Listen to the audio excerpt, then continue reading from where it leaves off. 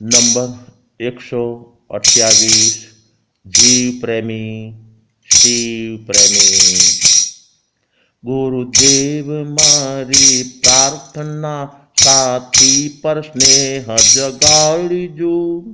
ગુરુદેવ મારી પ્રાર્થના સ્વભાવ સ્વાગત ખાડજો। ગુરુદેવ મારી પ્રાર્થના સ્વભાવ સ્વાગત ખાડજો। જૈન દર્શન નિશ્ચય નહીં તથા વ્યવહાર નહીંને સ્વીકારે છે। નિશ્ચય નહીં સ્વાશ્રિત છે અને વ્યવહાર નહીં પરાશ્રિત છે। પ્રથમ નહીં સ્વાવલંબી છે તો બીજો નહીં પરાવલંબી છે। નિશ્ચય નહીંની મુખ્યતામાં વ્યવહાર નહીંનો ગૌણતાએ સ્વીકાર છે અને વ્યવહાર નહીંની પ્રધાનતામાં નિશ્ચય નહીંનો ગૌણતામાં સ્વીકાર છે। ત્યાં જૈન દર્શન છે।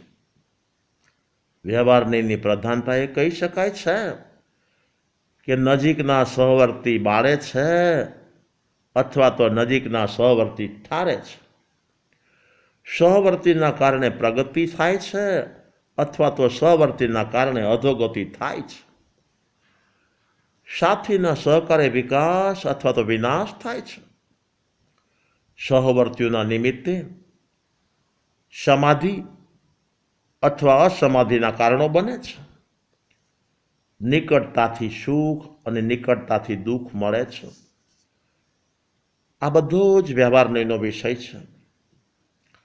સાથીઓ સાથે પ્રેમાળ અને સ્નેહાળ વર્તન રાખનાર સાધક પોતે સદા પ્રફુલ્લિત રહી શકે છે। પોતાના પુણ્યોદય સાથી સંબંધીમાં પંક્ચર પડવાની પરિસ્થિતિઓનો પ્રાય અભાવ રહે છે અને હૃદયની નિર્મળતા અને પવિત્રતા વગર નિર્મળ નિર્દોષ નિરપેક્ષ ભાવે પ્રેમની ધારા સહકારી સાથીઓ ઉપર કે સંસારના અનંત જીવો ઉપર વેવડાવી શકાતી જ નથી। નિર્મળ પ્રેમ નિરપેક્ષ છે। તે ગુણની કે કોઈની કાર્યની અન્ય જીવો સાથે અપેક્ષા રાખતો નથી।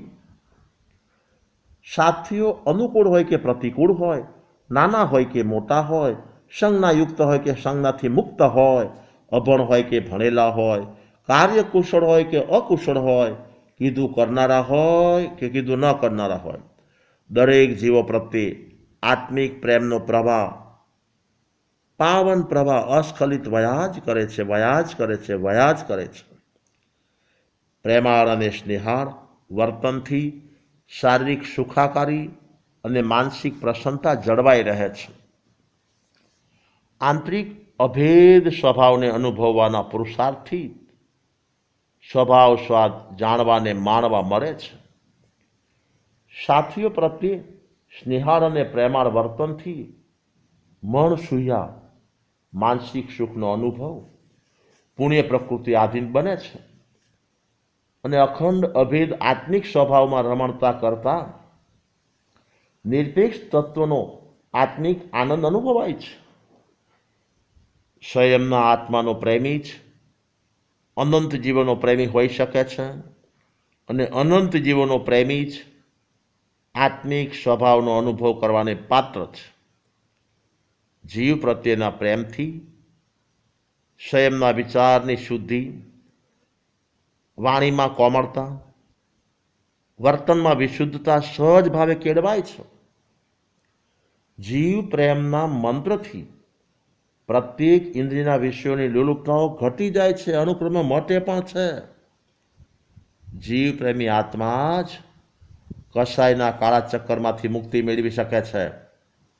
શિવ પ્રેમી આત્મા જીવ પ્રેમી હોય અથવા ન પણ હોય, પરંતુ જે જીવ પ્રેમી આત્મા છે તે જરૂર શિવ પ્રેમી છે। બસ આજે આટલું જ। જોરાવરનગર સંવંત 2056 માક્ષર સુધી 11 શનિવાર તારીખ 18/12/1999।